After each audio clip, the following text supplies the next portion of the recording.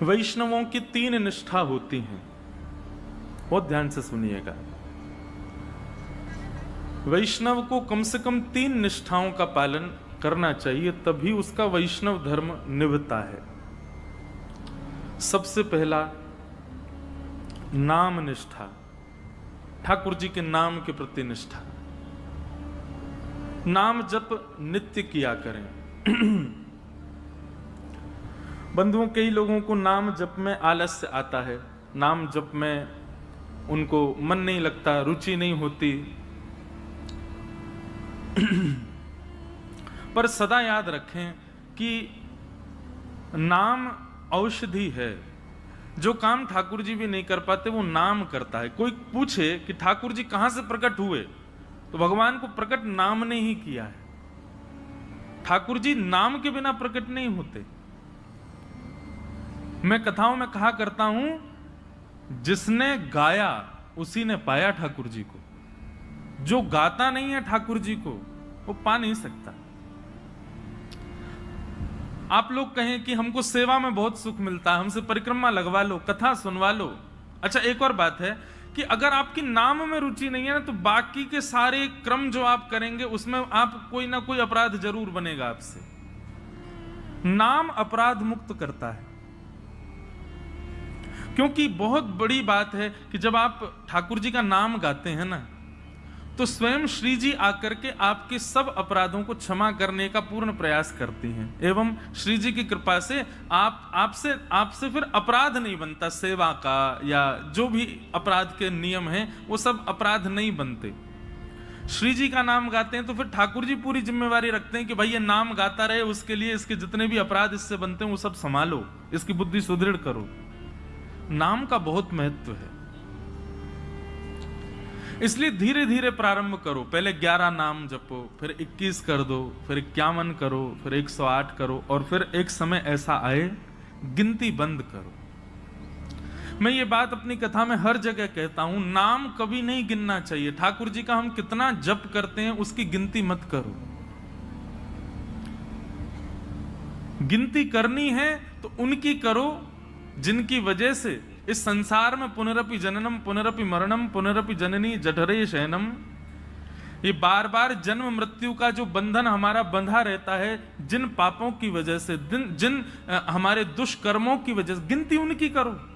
मानव का स्वभाव है, वो दूषित कर्मों को छुपाता है, अच्छाइयों को प्रकट करता रहता है। उल्टा होना चाहिए। अपने द्वारा किए गए श्रेष्ठ कर्मों को छुपाइए। नाथ द्वार दर्शन करके आए तो तब तक चैन नहीं पड़ेगा जब तक आप 10 लोगों को बता नहीं दो हम नाथ द्वारा गए। वृंदावन गए, वृंदावन में जाकर के संतों को भोजन कराया तो तब तक चैन नहीं पड़ेगा जब तक पूरे व्हाट्सएप के ग्रुप उन सब में भेज नहीं दो वृंदावन में हमने संत सेवा करी। कभी किसी का हृदय दुखा करके व्हाट्सएप पे मैसेज भेजते हो, बोल मैंने इतने लोगों का आज हृदय दुखाया। आज पत्नी को बहुत सुनाई मैंने, वो बेचारी रो रही है, ये किसी को बताते हैं हम? नहीं। मैंने पड़ोसी के साथ में दूषित कृत्य किया, उसके साथ गलत किया, उससे ईर्ष्या करी, इन सब का प्रकाश नहीं करते, इन सबको छुपा के रखते हैं। हम प्रकाश करते हैं अपनी योग्यताओं का, कभी नहीं।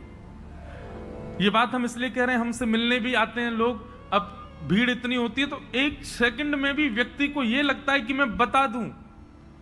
आप मिलने आते हैं, आपसे ज्यादा उत्सुक मैं होता हूं आपसे मिलने के लिए, लेकिन एक क्षण के समय में भी आप जब ये बता देते हैं, महाराज जी मेरा इतना नाम जप रोज होता है, महाराज जी मैं इतनी घंटे सेवा रोज करता हूं, मुझे रात्रि स्वप्न में ठाकुर जी दिखते हैं। क्यों? एक बात सदैव याद रखिएगा, भक्ति यदि पूर्ण रूपेण आपके चित्त में आएगी तो आप प्रकाश करने से बचोगे, आप उसका प्रकाश नहीं करोगे, उसको गोपनीय रखोगे। और एक बात कहें, जब आप अपनी प्रेम लक्षणा भक्ति को गोपनीय रखते हैं तो आपके मुख की आकृति प्रकाश करती है, आपको बोलने की आवश्यकता नहीं है। हमारे वृंदावन के संतों को देखो, उनको बोलने की आवश्यकता नहीं, उनका मुखमंडल बता देता है कि कृष्ण प्रेम है चित्त में। इनके चित्त में भजन है, इनके चित्त में नाम विराजमान है। भक्तमाल जी में कथा आती है अंतर्निष्ठ राजा की, जो प्रभु के नाम को सदा अपने चित्त में छुपा करके रखता, कभी किसी को यह पता तक नहीं लगने दिया कि वो एक वैष्णव है। एक दिन रात्रि में सोते सोते उसके मुख से स्वप्न में ही निकल गया, सुसुप्ता अवस्था में निकल गया, हाँ राम। पत्नी ने सुन लिया। प्रातःकाल जब बेला हुई, पत्नी ने पूरा घर सजाया, ढोल नगाड़े डुमडुमियां बज रही हैं, मंगल बाजे बज रहे हैं। राजा उठ करके आश्चर्यचकित हो गया, इतने मंगल गान क्यों हो रहे हैं। राजा ने जाकर के पत्नी से पूछा, ये सब क्या चल रहा है। बोले कि मुझे तो अब तक लगता था कि आप भक्त हो ही नहीं, पर मुझे अब पता चला आप तो अंतर्निष्ठ भक्त हो। आप तो अपने चित्त में नाम को छुपा करके रखते हैं, कभी प्रकट नहीं। अरे इतने वर्ष ब्याह को हो गए, मुझे आज तक नहीं पता चला कि आप भक्त हो। राजा बोला, तो हाँ, तो मैं भक्त हूं ही नहीं। बोले कि रहने दीजिए, झूठ मत बोलिए। कल रात्रि स्वप्न की अवस्था में, सुसुप्ति अवस्था में आपके मुख से निकला हा राम। अनकॉन्शियस स्थिति में, बहुत ध्यान से सुनना, आप कैसा बर्ताव करते हो, क्या बोलते हो, वो बताता है कि आप वैष्णव हो कि नहीं। आपका बुद्धि विवेक सब बिल्कुल संयमित है और उस समय आप भक्ति भाव में रहो, ये सामान्य बात है। लेकिन कभी ऐसी स्थिति आ जाए जहां पर आपको यह भी नहीं पता कहां क्या करना है, कैसे करना है, क्या क्या मुझे होना चाहिए, ऐसे अनकॉन्शियस जब हो जाओ, तब आपके मुख से जो निकलता है उससे पता चलता है कि आप कौन है। अंदर जो है वो वास्तविक तभी निकलता है, और विशेष रूप से निद्रा की अवस्था में। निद्रा की अवस्था में बंधुओं, नाम जब अपनी तीव्रता में पहुंच जाता है ना, तब व्यक्ति निद्रा में भी, जब जैसे अंगड़ाइयां लेते हैं या फिर हम करवट बदलते हैं तो मुख से स्वर निकलता है। लेकिन नाम जब अपनी तीव्र अवस्था में पहुंच जाता है तो निद्रा में भी श्री राधा, राम, कृष्ण, ये नाम ही प्रकट होता है मुख से। ऐसी स्थिति हो जाती है तन की। उस अंतर्निष्ठ राजा को जैसे ही पता चला कि मेरे मुख से राम नाम निकल गया, पत्नी से बोला, देवी अब तुम राजपाट संभालो और सब संभालना, अब मैं जीवित नहीं रह सकता।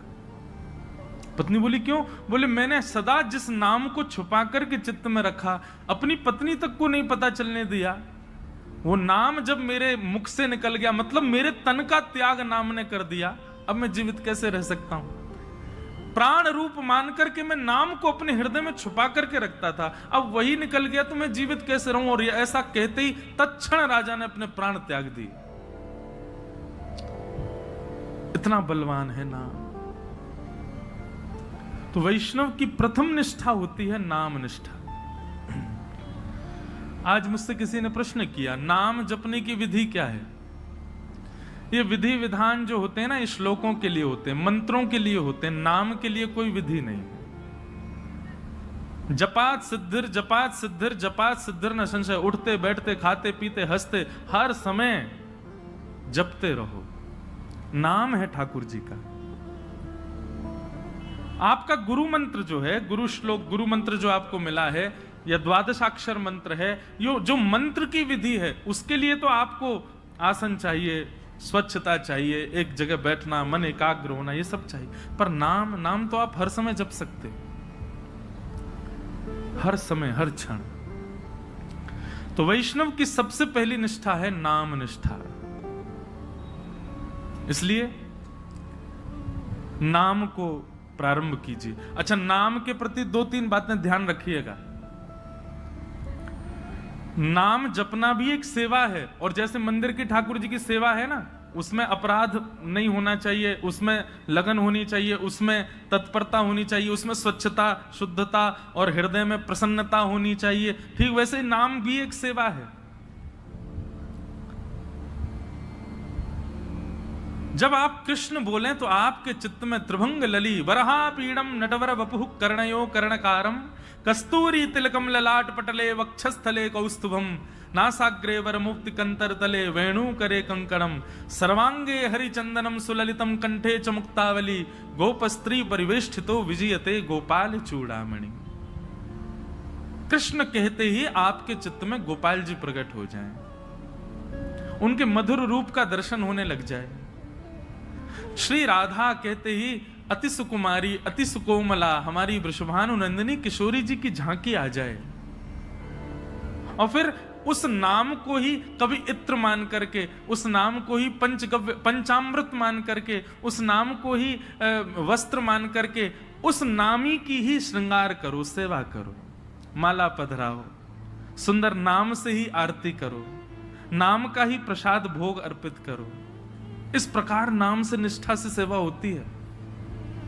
केवल ये माला फेरना और जप पूर्ण करना, अपनी संख्या पूर्ण करना नाम जप नहीं होता है। चित्त में कुंज का निर्माण करो, सुंदर यमुना जी बह रही हैं, सुंदर हरे भरे वृक्ष हैं, पीछे सुंदर सुंदर गिरिकंदरा दिख रही हैं, बीच में एक सेज सजी है, उस सेज पर हमारे श्याम सुंदर विराजे हैं और नाम चल रहा है। नाम वृक्षों में भी दिखे, नाम सेज पर भी दिखे, नाम यमुना जी में भी दिखे, नाम पीछे के सुंदर गिरिकंदरा में भी दिखे, और नाम ठाकुर जी में भी दिखे।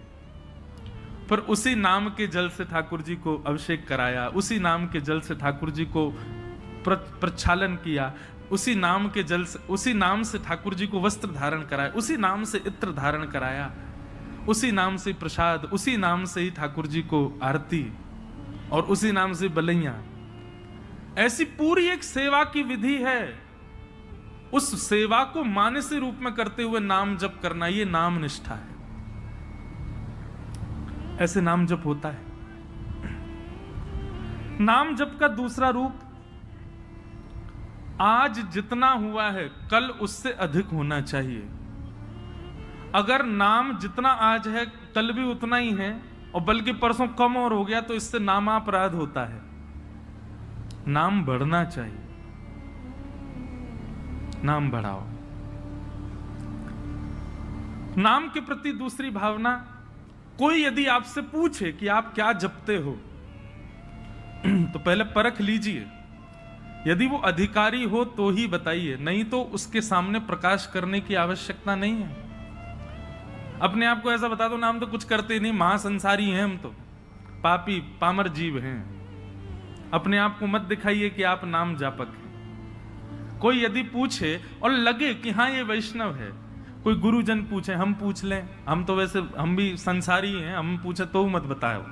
कोई संत पूछे, कोई महापुरुष पूछे, कोई वैष्णव पूछे, तो उनको उजागर करो। सबके सामने उजागर नहीं। यहाँ लोग बताते फिरते हैं कि हम कितना नाम जप कर रहे हैं, क्यों नहीं, ये नामापराध है। सबके सामने अपने नाम का प्रकाश मत करो। भाई, अगर किसी भाव से आपका प्रेम बढ़ रहा है, उस भाव को गोपनीय रखो ना, उसको प्रकाश करने की आवश्यकता क्या है।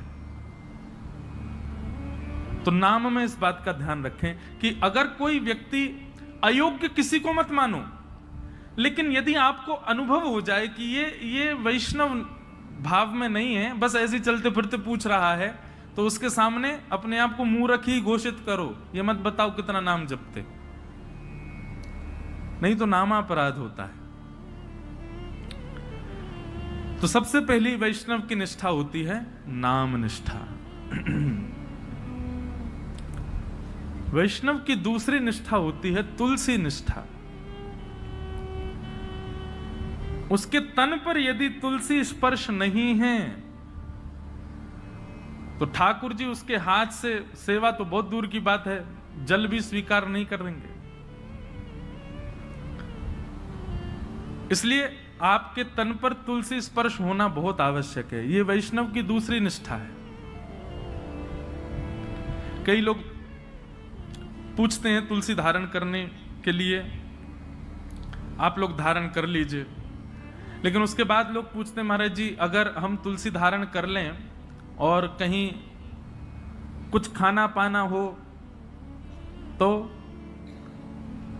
तुलसी धारण करने के बाद में एक नियम का पालन आपको निश्चित रूप से करना है कि कुछ भी खान पान ऐसा नहीं करना जिससे तुलसी का अपराध बने।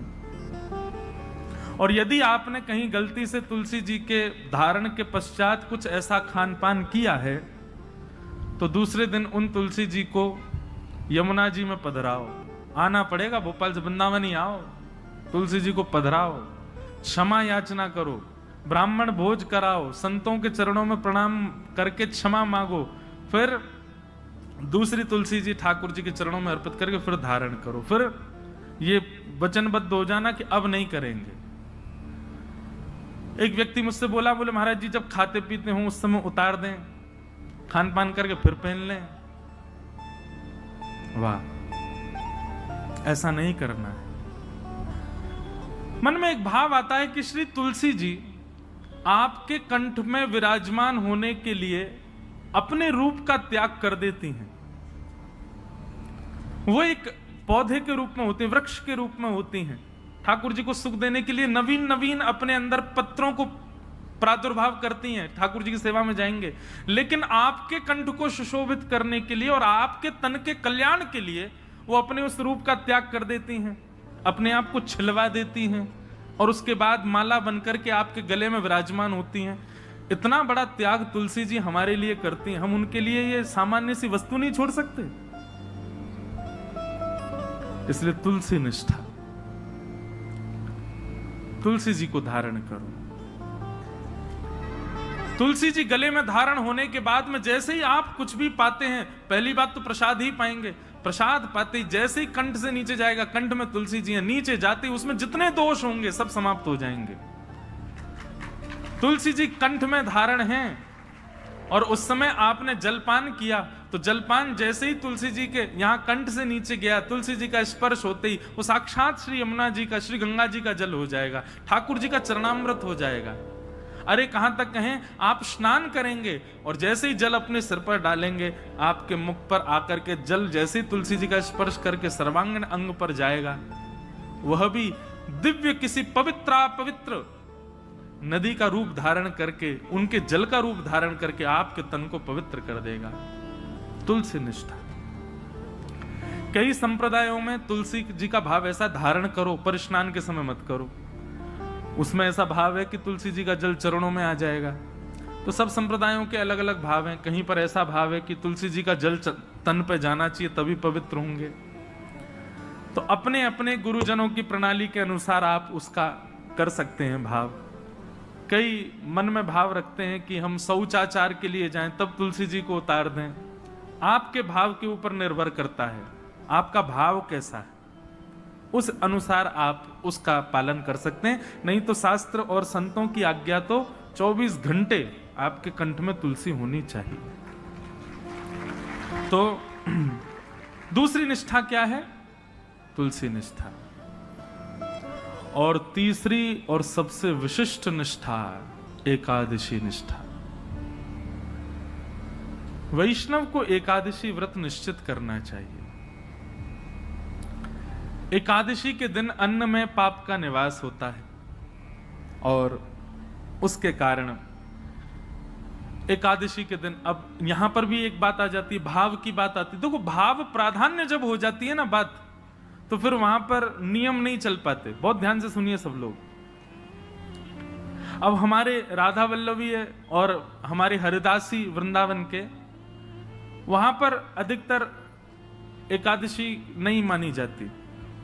क्यों? उनका भाव ऐसा है कि भाई ठाकुर जी का भोग है, कल हमने ठाकुर जी को भोग लगाया, वो अन्न था जिसको हमने भोग लगाया, प्रसाद बन गया।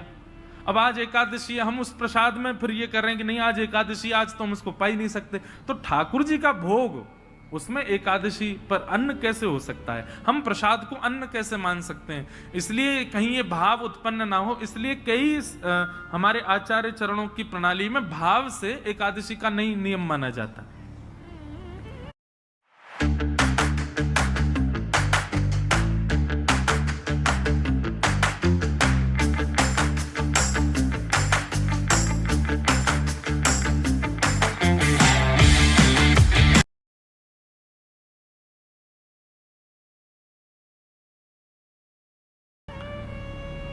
पर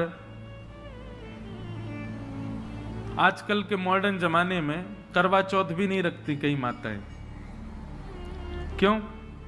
अरे मेरा ब्याह हुआ, मेरा पति इतना फल फूल रहा है, उसके लिए मैं भोजन क्यों त्यागूं? मैं तो खूब रज रज के पाऊंगी। इसलिए माताएं पाती हैं।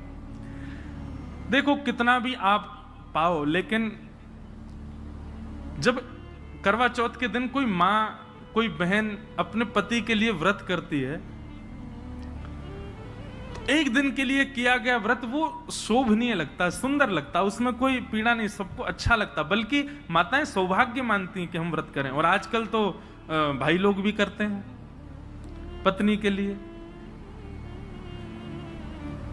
अच्छा है, आप लोग ज्यादा एक्सपीरियंस्ड हो, हमको नहीं पता। लेकिन हमारे लिए तो भैया ये एकादशी जो है ना, हमारे प्रियतम के लिए ये करवा चौथ का व्रत है हमारा। हम अपने श्याम सुंदर रूपी प्रियतम के, अच्छा लोग कहते हैं आयु बढ़ती आदि आदि, जो भी कुछ भी बढ़े ना बढ़े, लेकिन हाँ करवा चौथ का व्रत जब मां करती है तो उसका अपने पति के प्रति प्रेम बढ़ता है। पति को भी लगता है अरे मेरे वजह से बच्चा भूखी प्यासी बैठी सुबह से। भाई सेक्रीफाइस जो होता है ना, ये प्रेम में बहुत आवश्यक है। और अन्न जो है ना, ये हमारे प्राणों को धारण करता है। अगर हम उस अन्न के प्रति एक दिन का सेक्रीफाइस करते हैं तो उसमें कौन सी बड़ी बात है। और भाई ऐसे सेक्रीफाइस यदि अगर रोज करो, सब जानते हैं एकादशी कैसी होती है। कुटू की पकौड़ी, कुटू की कचौड़ी, समा के चावल, मखाने की खीर। अगर व्यक्ति एकादशी वाला फलाहार नित्य करने लग जाए तो 7 दिन में 5 किलो वजन बढ़ जाए उसका। आप बाकी के दिन इतना नहीं पाते जितना एकादशी। और एकादशी के दिन तो कई लोगों को वैसे तो 3 बार पाएंगे, नाश्ता, भोजन, रात्रि भोजन। एकादशी के दिन 6 बार पाते हैं। बोले हमारा व्रत और है, बार बार कहते और है इस बात को, व्रत है आज हमारा। सब बातों की बात एकादशी करनी चाहिए। और उसके पीछे भाव क्या है? हम अपने प्रियतम के लिए, बस हमारा भक्ति में प्रेम बढ़े, हमारी प्रेम लक्षणा भक्ति बढ़े, हमको वो और प्रिय लगे, उसके लिए हम व्रत कर रहे हैं। अन्न जल का त्याग करके, फलाहारी होकर के व्रत कर रहे हैं। पर हम एक बात आपसे निवेदन करें, एकादशी में कुछ चीजें और मिलाइए। व्रत का मतलब क्या होता है? हमने एक पर्टिकुलर वस्तु का त्याग कर दिया। पर एक बात मेरे मन में कभी कभी आती है कि अन्न का त्याग करना कोई बहुत बड़ी बात नहीं है। आजकल के बच्चे सो करके उठते 12 बजे हैं और 12 बजे उठते हैं तो फिर भोजन पानी उनका ऐसे ही अस्त व्यस्त ही रहता है। आजकल के बच्चे एक समय ही भोजन कर लें वही बहुत है। तो भोजन का त्याग करना कोई बहुत बड़ी बात नहीं है। कई लोग बिना भोजन के भी निकल जाते हैं, बिना भोजन के भी रह लेते हैं। ये उस समय बड़ी बात थी जब और साधन नहीं थे, जब हमारे पास में टीवी नहीं था, हमारे पास में फोन नहीं था, इंटरनेट नहीं था, ये सारी आधुनिकताएं नहीं थी। तब मानव का एक ही काम था, काम करो भोजन पाओ, काम करो भोजन पाओ। भोजन ही सब कुछ होता था। उन कालों में उस भोजन को त्यागने के लिए व्रत की विधा बनाई गई। पर आज वास्तव में व्रत उस वस्तु का होना चाहिए जिसके बगैर आप एक क्षण नहीं रह सकते। उस वस्तु का व्रत होना चाहिए। तो कई बातें हैं। एकादशी में 2-3 चीजें जोड़िए। आप आज की तो निकल गई, अगली एकादशी आवे तो जैसे जो आपका अवगुण है, जैसे कई भाई लोगों को, कई लोगों के अंदर अवगुण आ जाता है। कुछ खान पान का अवगुण हो, स्वभाव व्यवहार का अवगुण हो। सब जानते हैं कि मेरे अंदर अवगुण क्या है। मुझे क्रोध बहुत आता है, मुझे इसके प्रति ईर्ष्या होती है, मुझे ऐसा लोभ होता है, मुझे इसके प्रति मोह है। ये जो आपकी दूषितताएं, उनका व्रत कीजिए। सावधानी से सुनो, सब लोग इधर देखो, कथा सुनो। अपनी दूषित वस्तु जिसके बगैर आप एक क्षण नहीं रहते, उसका त्याग कीजिए, तब व्रत माना जाएगा।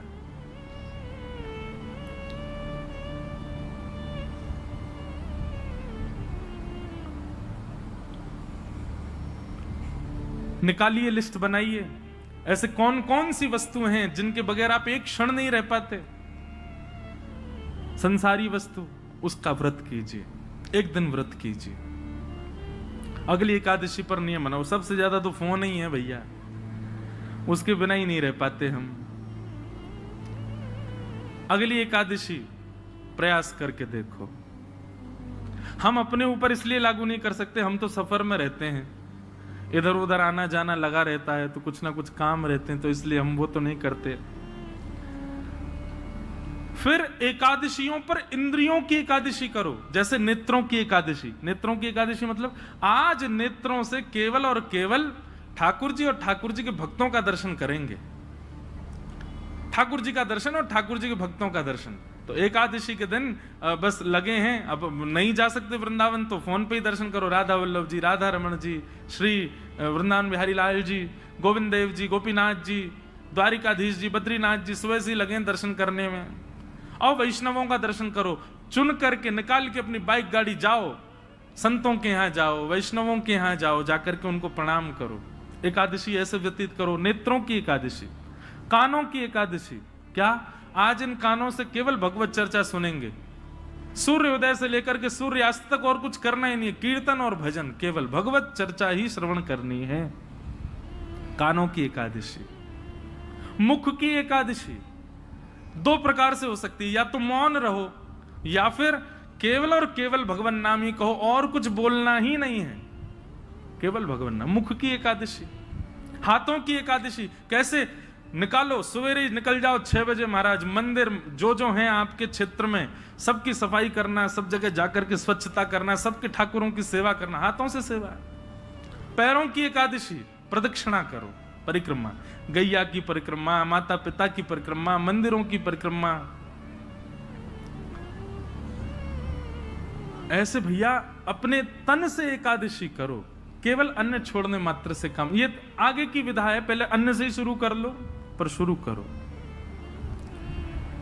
ये 3 निष्ठाओं का यदि आपने पालन कर लिया तो दावे से कह रहे हैं अंतिम श्वास से पूर्व ही ठाकुर जी का निश्चित दर्शन होगा, निश्चित ठाकुर जी अनुग्रह करेंगे। और भाई प्रयत्न तो करने पड़ेंगे, बिना प्रयत्न के ठाकुर जी तो नहीं मिल रहे। हम इतने बड़े भक्त तो है नहीं कि ठाकुर जी बेचारे हो गए कछु ना करे, आज में ले आओ याते। कछु तो करो, ऐसे तो कछु जीवन में लाओ जैसे लाल जी आप सो प्रसन्न हो, आवे आपके समीप। और एक बात मैं आपसे कहूं, पाव भाजी खा लो बाहर किसी ढकेल पर, 20 रुपए का मिल जाएगा। वही पाव भाजी 5 स्टार होटल में खाओ 500 रुपए का। क्यों? प्रस्तुतिकरण में भेद है।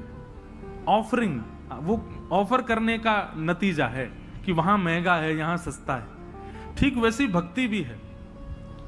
एक लोटा जल लिए, उसी में तुलसी डाल दी, उसी में चावल डाल दी, उसी में रोली डाल दी, उसी में चीनी डाल दी, उसी में सब डाल दी, जा गए शंकर जी पर चढ़ा के और नियम करके त्रिपुंड लगा के बेलपत्र चढ़ा के सिर पे लेके आ गए। एक तो ये ऑफरिंग है और एक दूसरी ऑफरिंग है, सारी सामग्री बढ़िया सुंदर सजा करके लेकर के गए, एक एक करके एक एक सामग्री शंकर जी पर चढ़ा रहे हैं, सुंदर कोमल हाथों से शंकर जी के सुंदर अभिषेक कर रहे हैं, और उसके बाद में सुंदर इत्र लगा करके त्रिपुंड लगा करके प्रणाम करके खूब देर बड़ रज रज के भाव से करके आ रहे हैं। दोनों में अंतर है कि नहीं? भक्ति में प्रस्तुतिकरण देखिए, आप कैसे प्रस्तुत कर रहे हो। केवल करना है ये नहीं, इससे बढ़िया तुम मत ही करो।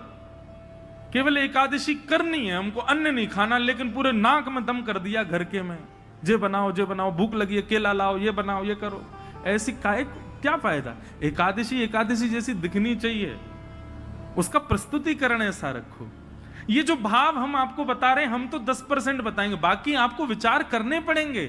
अब अगली एकादशी होगी, उसमें क्या करना चाहिए जिससे ठाकुर जी प्रसन्न हो। क्योंकि एकादशी के दिन ठाकुर जी दोनों नेत्र खोल करके सब पर दृष्टि डाल करके सबकी क्रियाएं चेक करते हैं। एक प्रकार से ये समझ लीजिए, एकादशी अवसर है, 15 दिन में जो आपने किया उससे निवृत्त होने का अवसर है। इसका मतलब ये नहीं कि 14 दिन सब आपने किए, बोले एकादशी आई रही है सब बढ़िया कर लेंगे उस दिन। अवसर है, अवसर मिला, अब अगले दिन से प्रयास करें कि अब दूषित नहीं करना है। बहुत सारे भाव हैं, मैं तो बोलते ही चला जाऊंगा। हमारे गुरुदेव एक बात कहते हैं कि भाव थोड़े कह करके और फिर आगे बढ़ो। मैंने कहा क्यों गुरुजी, पूरा प्रस्तुतिकरण ही कर? बोले नहीं, कुछ गृह कार्य रहने दो ना, उनको भी सोचने दो, श्रोताओं को भी। तो अब आगे की चीज आप विचार करो। ये 3 निष्ठाएं हैं, इन तीनों निष्ठाओं में एक चीज का ध्यान रखना है, प्रस्तुतिकरण। नाम जप कितना कर रहे हैं ये जरूरी नहीं है, पर जितना कर रहे हैं कैसे कर रहे हैं ये आवश्यक है। तुलसी निष्ठा केवल गले में पहन करके डोल रहे हैं ये नहीं, तुलसी जी को धारण करके आप कितना मान सम्मान का ध्यान रख रहे हैं, कितने आचार विचार की शुद्धता कर रहे हैं ये आवश्यक है। एकादशी कर रहे हैं, पर एकादशी के दिन आपका व्यवहार, आपका स्वभाव, आपकी क्रियाएं कैसी हैं उसका ध्यान रखें। तो आज एकादशी है और आज हमारे वृंदावन के मुकुटमणि ठाकुर जी श्री राधा वल्लभ लाल जी को जिन्होंने प्रकट किया, ऐसे श्री हेतरवंश महाप्रभु, उनका प्रादुर्भाव हुआ, उनका प्राकट्य आज के दिन हुआ। बंधुओं, श्री महाप्रभु जी जो हैं ये वंशी के अवतार हैं, ठाकुर जी की वंशी। वृंदावन में 3 हरित्रयी हैं, 3 हरि हुए। कौन कौन? पहले हरिवंश महाप्रभु, दूसरे स्वामी श्री हरिदास जी और तीसरे हरिराम व्यास जी। ये हरित्रयी बोली जाती। और इन हरित्रयों के रूप क्या हैं? ललिता, विशाखा और वंशी।